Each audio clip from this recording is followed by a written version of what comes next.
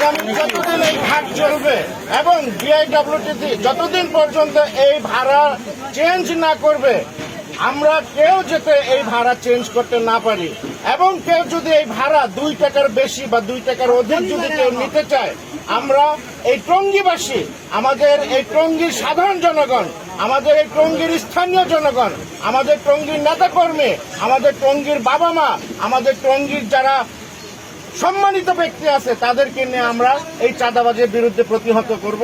এই চাঁদাবাজির বিরুদ্ধে আমরা দাঁড়াবো।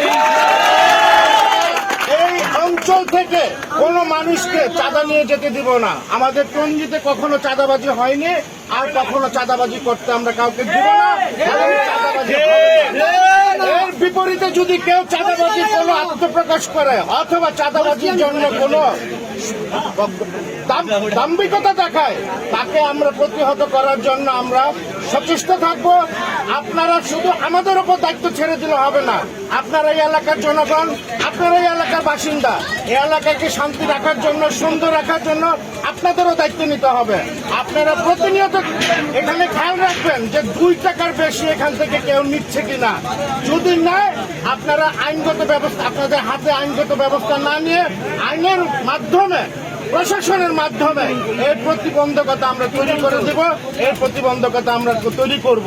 আমাদের টঙ্গী বাজার থেকে আজকের পর থেকে এবং অদূর ভবিষ্যতে এই টঙ্গী বাজার থেকে যাতে কেউ চাঁদাবাজি করতে না পারে, সেটার দিকে আমরা সচেষ্ট থাকবো, সুনির্দিষ্ট খেয়াল করব এবং আমরা সম্মিলিতভাবে এই টঙ্গী বাজার থেকে সকল চাঁদাবাজকে উৎখাত করব। এখন আমাদের সামনে উপস্থিত আছেন আমাদের এই অঞ্চলের গর্বিত সন্তান, আমাদের এই অঞ্চলের সম্মানিত ব্যক্তি অনেকে উপস্থিত আছেন। তাদের উপস্থিতিতে আমি তাদের অনেক অনেক অনেক ছোট, আমি তাদের সন্তান, আমি তাদের বাপ, আমি তাদের ছোট, আমি তাদের পক্ষ থেকে তাদেরকে দায়িত্বভার দিয়ে গেলাম। আপনারা আমাদেরকে সুনির্দিষ্ট পথ দেখিয়ে দিয়ে যান। আপনারা চাঁদাবাজির বিরুদ্ধে প্রতিহত করার জন্য আমাদেরকে সুনির্দিষ্টভাবে সংগঠিত করে আমাদেরকে শক্তিশালী করে দিয়ে যান। আপনাদের উপর দায়িত্ব দিয়ে গেলাম।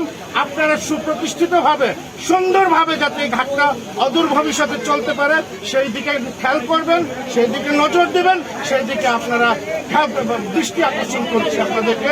এই বলে আমি আমার বক্তব্য শেষ করছি। এখন আপনাদের সামনে কথা বলবেন আমাদের এই এলাকার সম্মানিত ব্যক্তি জনাব কিরণ চাচা। আচ্ছা, আজকে যে 2 টাকা